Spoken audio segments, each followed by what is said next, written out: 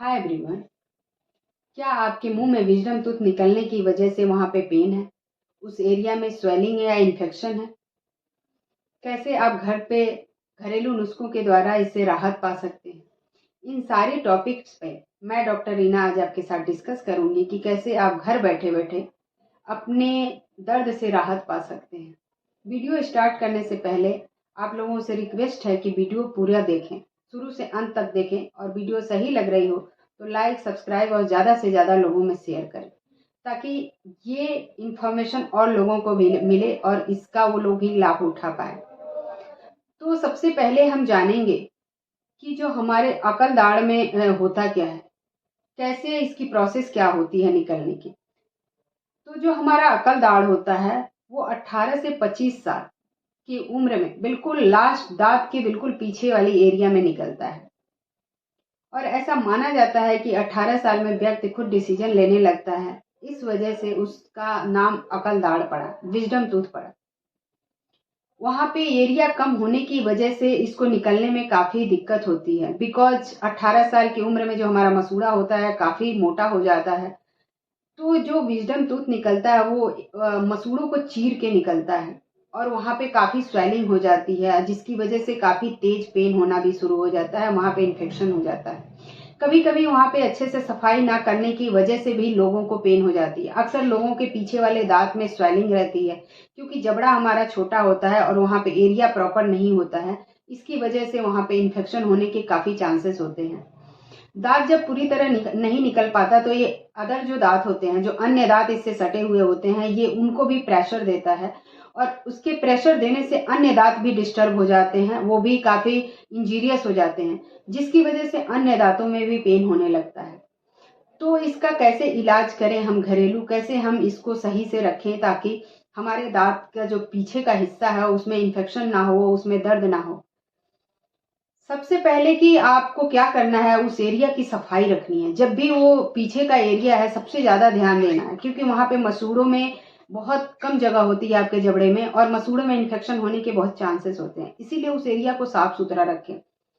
Second, आप क्या करें, गुनगुने पानी में नमक डालें और उसको आप उस एरिया की सिकाई करें गुनगुने पानी से। दिन में कम से कम 2 से 3 बार कुल्ला करें, इससे भी आपको काफी राहत मिलेगा।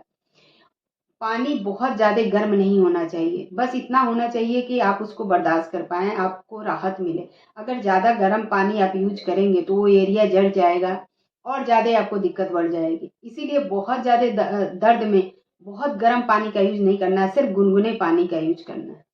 साथ ही आप एलोवेरा जेल का यूज कर सकते हैं। एलोवेरा जेल को लीजिए और आप उस एरिया में जहाँ पे आपको पेन है उस एरिया में लगाइए, क्योंकि जो एलोवेरा जेल होता है वो भी काफ़ी अच्छा होता है हमारे दांतों के लिए। उसमें एंटीसेप्टिक प्रॉपर्टीज होती है, जो हमारे दांतों को दर्द से, हमारे मसूड़ों में सूजन से काफ़ी फायदेमंद देता है।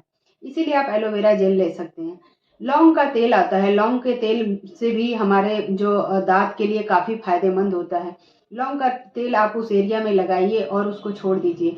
लौंग के तेल में भी एंटीसेप्टिक, एंटीबैक्टीरियल, एंटीऑक्सीडेंट बहुत सारी प्रॉपर्टीज पाई जाती है, जो आपके दांतों के लिए काफ़ी बेनिफिशियल होती है। साथ ही आप हल्दी का वहाँ पे मसाज भी कर सकते हैं। आप हल्दी में चुटकी भर नमक मिलाइए और उस एरिया पे हल्का सा, हल्के से रफ करना है, बहुत ज़्यादा मसाज तेज नहीं करना, बिल्कुल हल्के हाथों से करना है। आप अदरक और लहसुन का पेस्ट उसमें नमक मिला के उस एरिया पे लगाइए, उससे भी आपको दर्द में राहत मिलेगा और आप कुछ खा पी पाएंगे अच्छे से, आप अपने दांत से कुछ भी चबा पाएंगे। इसीलिए आप इस पेस्ट का भी यूज उस एरिया में करिए, आपको काफ़ी राहत मिलेगा। साथ ही आपको क्या करना है कि जब भी आपको ऐसी दिक्कत आती है, जब भी आपके मसूड़े में स्वेलिंग हो जाती है, आपके दांतों में दर्द होना शुरू हो जाता है, तो आपको क्या करना है, उस एरिया की साफ सफाई पे बहुत ध्यान देना है। उस एरिया पे के पास बिल्कुल भी गंदगी नहीं होनी चाहिए, क्योंकि अगर गंदगी रहेगी तो आपकी दिक्कत और बढ़ जाएगी। इसका मेडिकल ट्रीटमेंट होता है कि जब दांत आपका पूरी तरह से निकल नहीं पाता तो उसको इम्पैक्शन करते हैं। तो जब भी इम्पैक्शन हो जाता है, दांत अंदर ही रहता है और आपके अदर दांत को वो डिस्टर्ब कर रहा है, तो ऐसे कंडीशन में हम एक छोटी सी सर्जरी के द्वारा उस दांत को निकाल देते हैं, जिसका कॉस्ट आता है आपका 3,000 से लेकर 5,000 तक।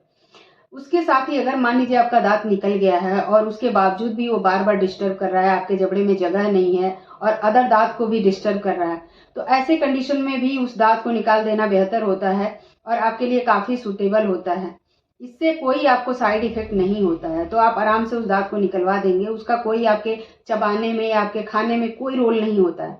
बस एक वो शो ऑफ के लिए एक विजडम टूथ माना जाता है, वो सिर्फ इसी के लिए होता है।